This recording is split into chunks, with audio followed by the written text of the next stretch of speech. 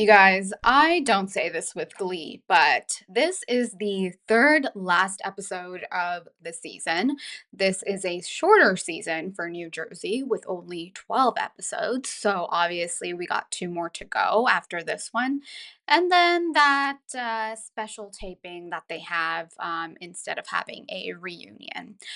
Also, what does Cressida Cowpar from Bridgerton have to do with the last episode of New Jersey? I will definitely get to that at the end of this episode. And only with New Jersey, I feel like I have to give a little bit of a PSA when it comes to New Jersey, when it comes to any of the housewives. This, platform here, Bravo Hot Tea. I am team show, so I don't care who you are a fan of, who you're not a fan of. If they do something great, we will cheer them on. If they do something shady, we will call them out. With all that said, subscribe if you haven't already, and let's get into it.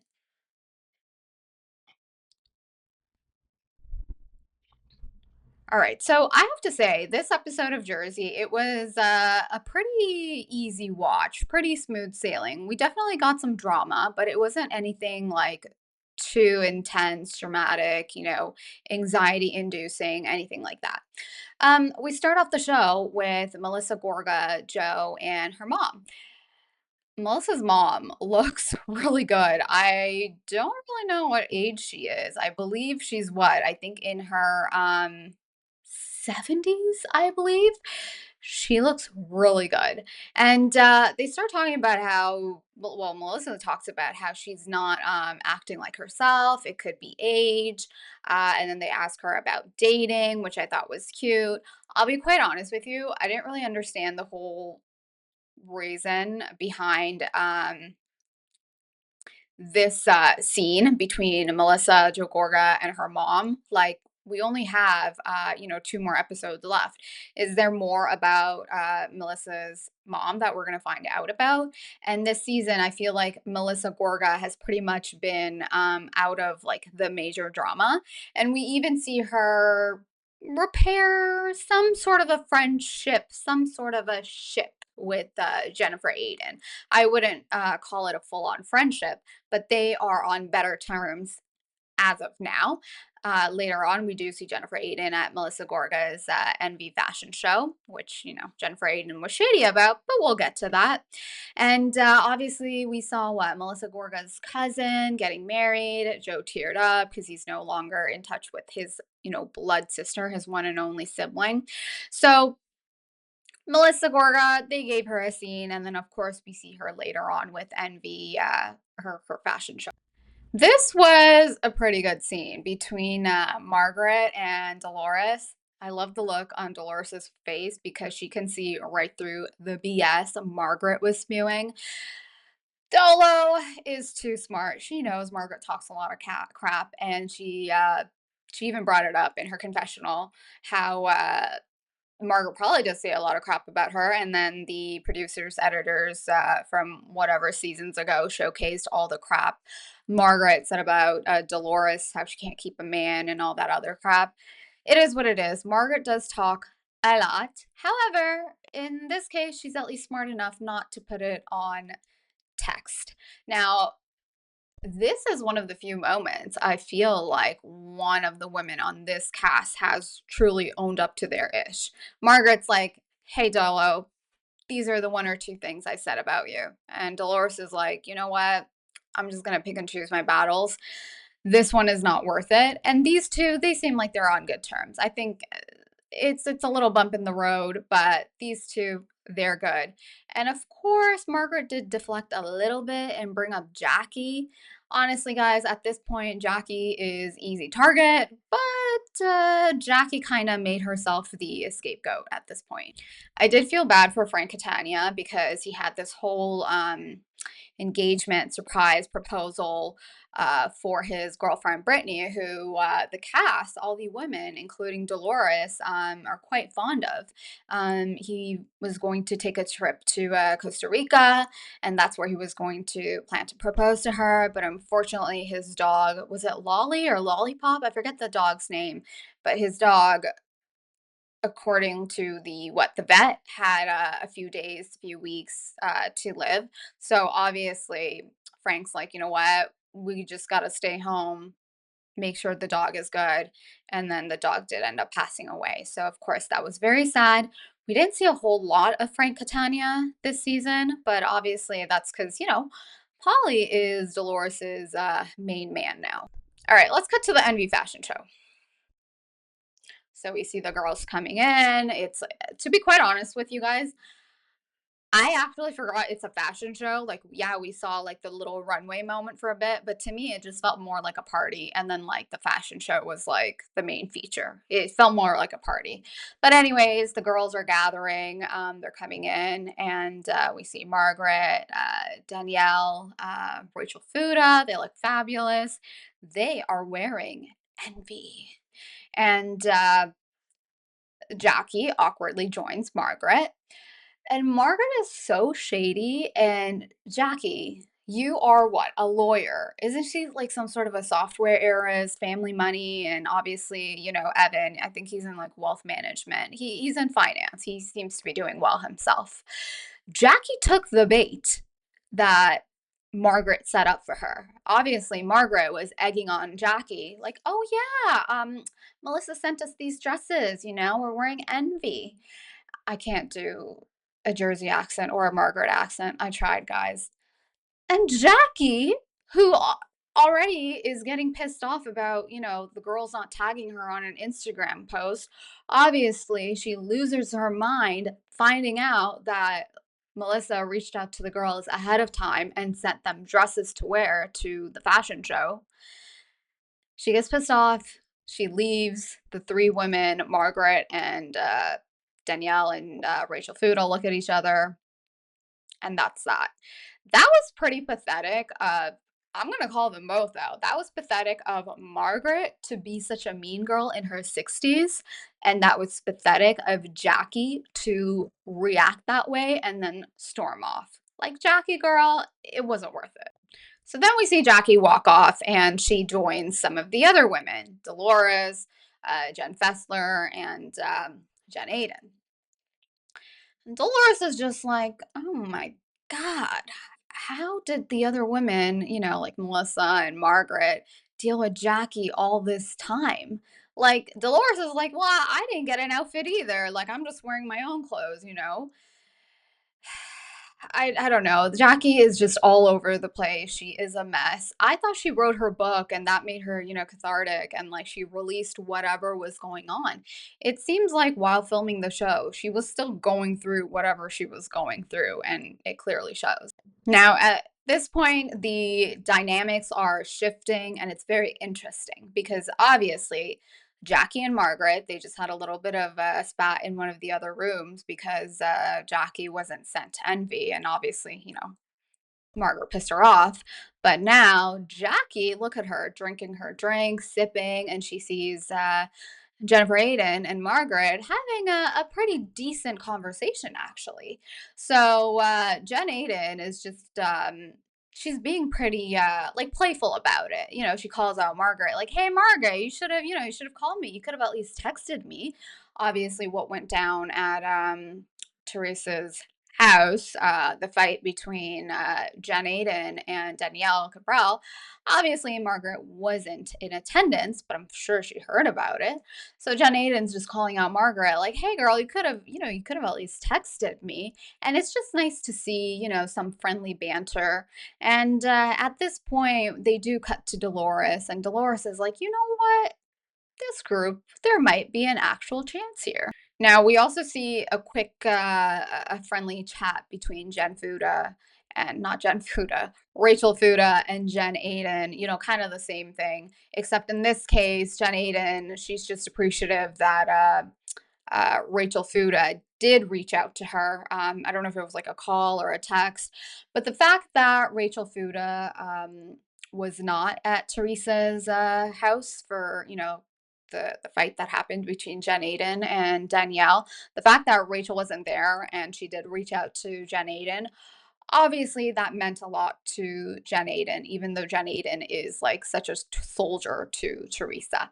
But here, This episode definitely showcases Jen Aydin feeling like she's on her own island and no one has her back, and we'll see more of that later on in the episode. So this was nice, we see Jen Aydin not being such a bleep, she's not like bad mouthing anyone, she's just having a good time. And this version of Jen Aydin, I really enjoy. We see the sweetness in her, we see her being funny, smiling, laughing with the girls. It's good. I may have said that last part a little too fast because then cut to the fashion show. So we start to see the models walking down the runway. No offense, but Jen kind of said the obvious that everyone was thinking, including the audience. So these are clothes that are from Envy, right? And then Kayla, Danielle's friend, is like, "Oh, yeah. These are Envy." And then Jen Aiden's like, "Oh, these are like her fashions, like oh God, she like put them together." And Kayla's like, "Yeah, guys." It would be like a huge retail store put their own fashion together, but really they like Nordstrom or Saks or at Holt Renfrew or whatever, like these huge stores that obviously they don't really produce their own line of clothes, or they do, but it's like whatever. But really, they house other lines of clothes in their store, and that's essentially what oh my God, why am I forgetting her name? Melissa. That's exactly what Melissa does. She buys clothes from whatever retailers. I'm assuming she wholesales it, and then she puts it in her store. And I've never been to a Envy store. I obviously don't live near any of her stores, and I'm gonna assume she puts her tag on it too. But if you guys have been to Envy, can you let me know in the comments if when you buy her clothes, if it has like the Envy tag like on the back of the shirt or whatever, or do you see like another brand's name like the tag on the shirt? Anyways, Jen Aydin, girl, you're so shady, but let's be real. Fashions without your fashions, we're all thinking it. Now we cut to her confessional. She just cannot help herself. At this point, Jen starts to talk about how obviously it's not Melissa Gorga's fashion, and then on top of that, she talks about how interesting how this fashion show it's all female models, not one gentleman model.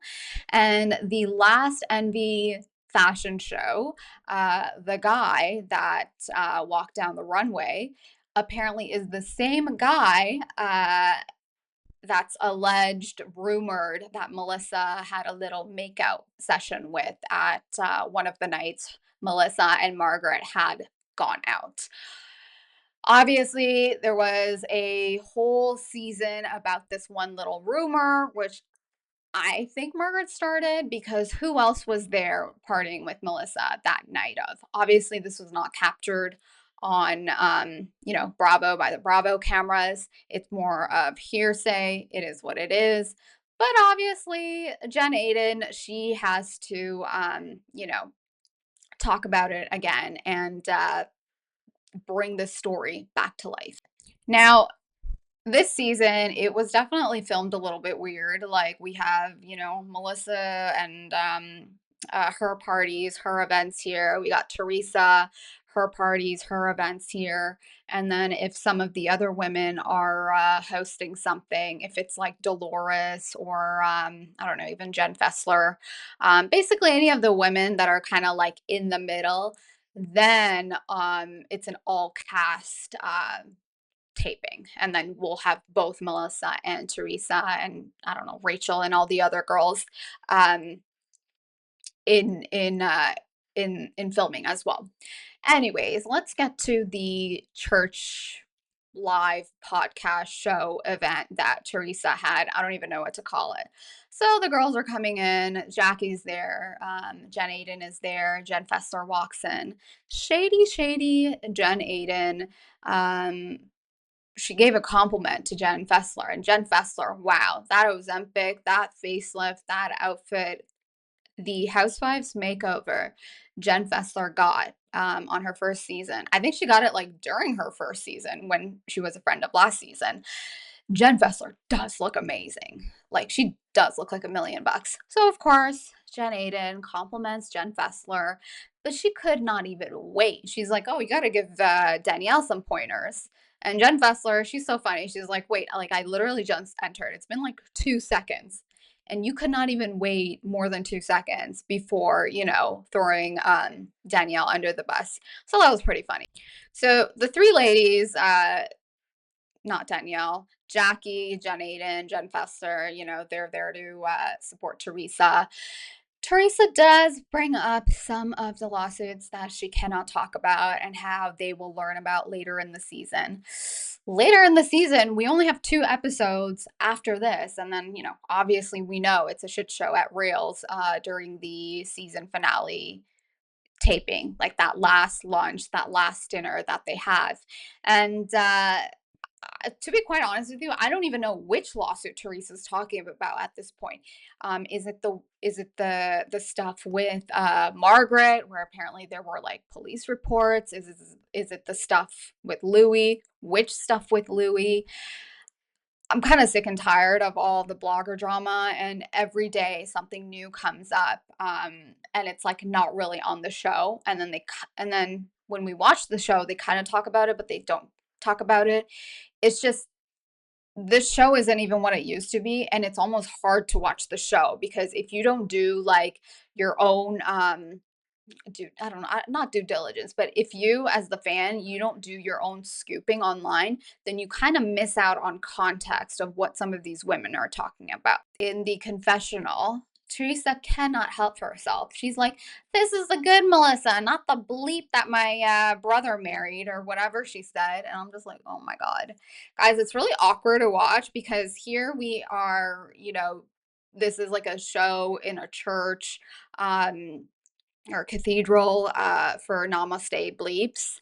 And this podcast co-host and Teresa, they're not even on good terms now. They falled out. So this is what I mean. It's like if you as a fan, for especially for Jersey, if you don't do your own sleuthing and see like what the blogs and what the streets are talking about, you kind of miss out on a lot of context. Because if you are just watching this show, like let's say you are a mom of 2, 3 kids, you come home from work, I don't know, you got a husband, whatever, you just want to watch your Housewives at in the evening when it airs, and you just want to watch the show.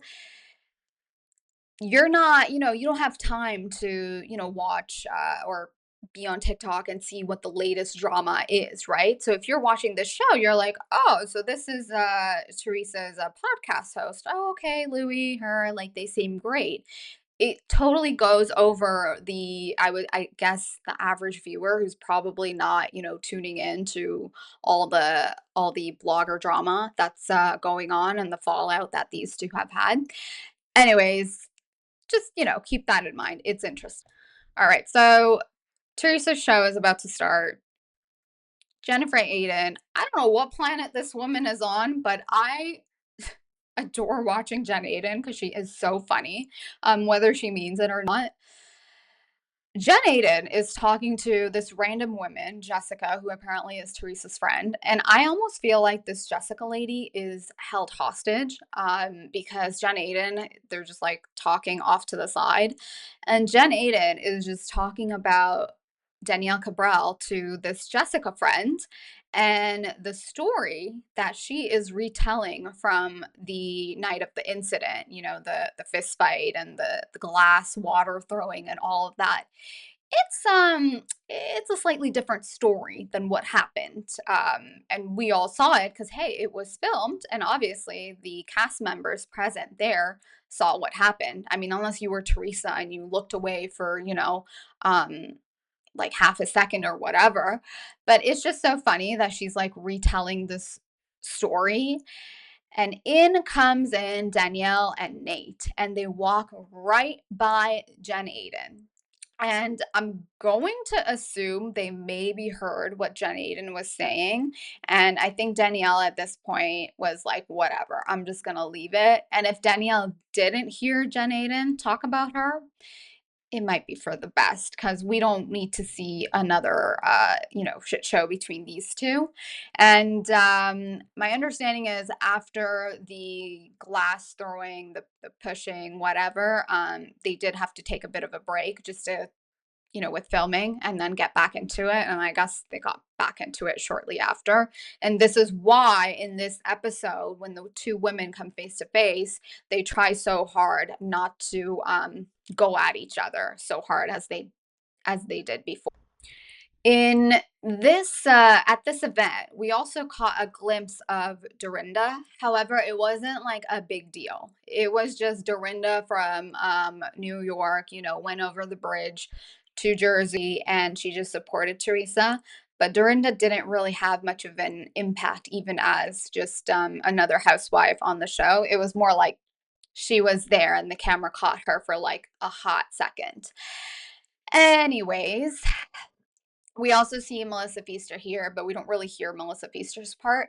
I'll be quite honest with you guys, I didn't understand the show. So is this like a live podcast taping that is held in a what is it, a church, a cathedral? Anyways, there's God involved. And we definitely hear talk about how she was like mad at God. And then the stuff she talks about or whatever she was reading off of her journal, it was very much like, oh, you realize the people in your life, you got to get rid of them. I'll be honest with you guys.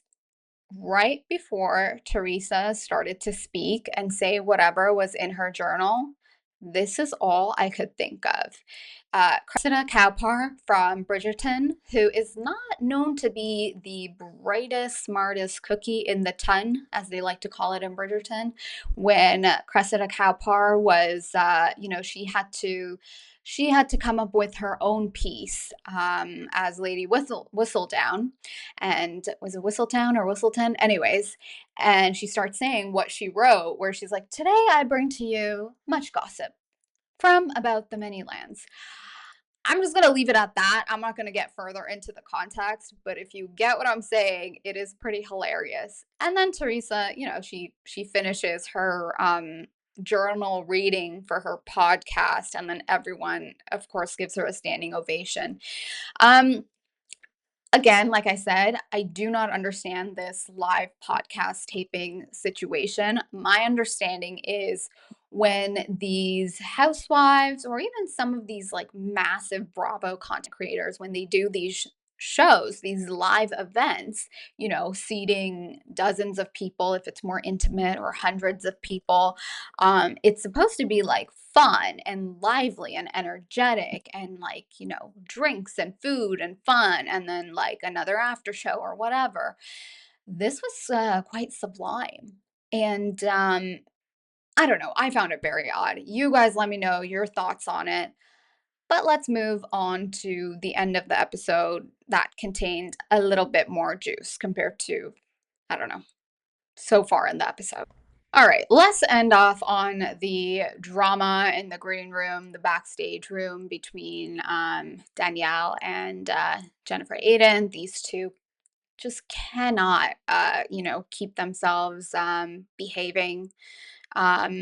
They obviously had to get into it, and then the other women are just like, oh God, here we go again.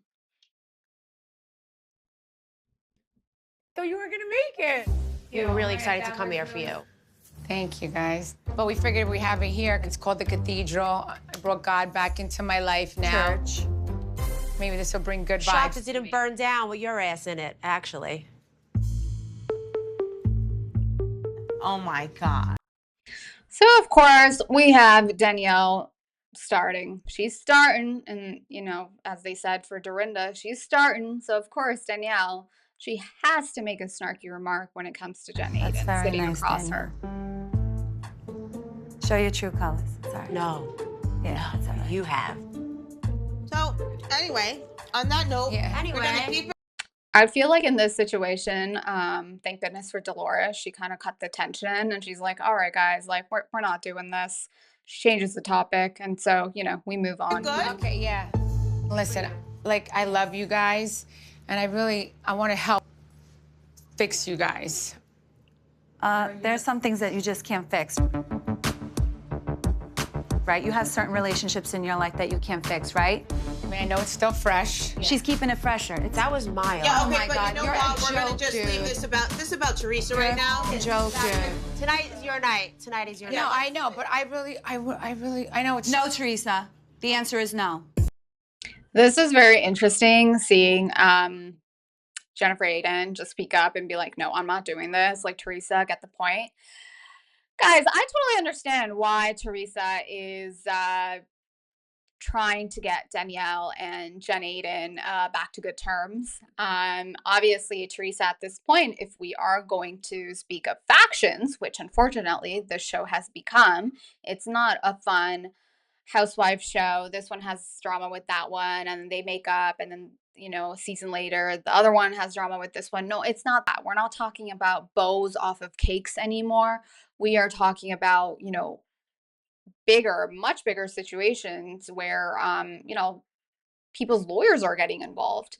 Anyways, Teresa needs her soldiers to be, acting right. Where in this case, Jen Aydin, um, Danielle, they are having it out with one another. So Teresa's like, what the heck? Y'all better make it right.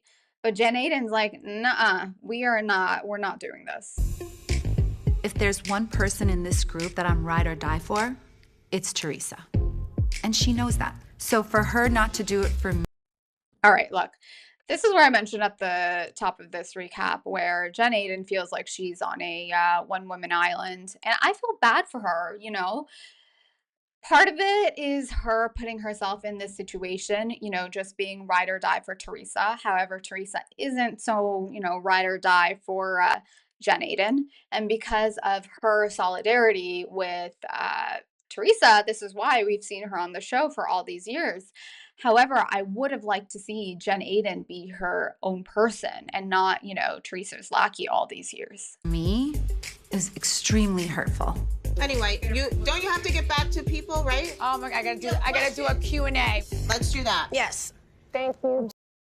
Watch this moment. This was obviously the shadiest moment of the episode, but it was good. So proud of you.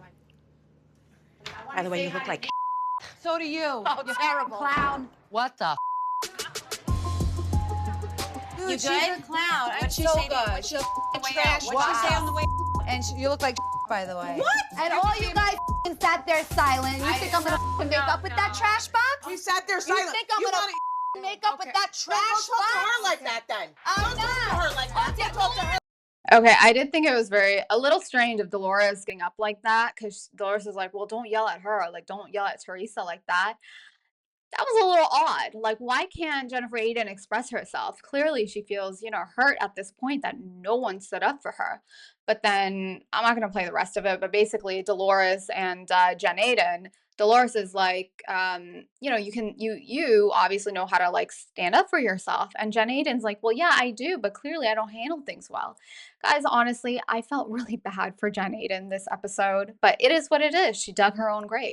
Look, I'm not gonna lie. It is pretty funny that Jen Aydin basically called Danielle's style. She looked like an effing clown.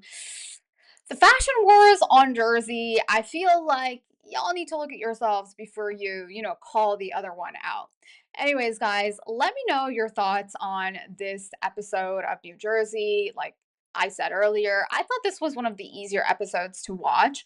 Obviously, there was some tension, but I feel like much of the tension in this episode was broken down with humor, which is always good to see. And there was like one a little bit of like light we saw between Jen Aydin and Rachel Fuda. But obviously at the end, these women cannot help themselves. And so we of course had to see a spat between Jen Aydin and Danielle, which obviously Danielle baited Jen Aydin into, and she took the bait. It is what it is. We only have 2 more recaps. If you haven't subscribed, definitely do so. I cover all things Housewives, Bravo Love, some good, pop culture tea. I got you with all that good stuff. With that said, I will catch you all later.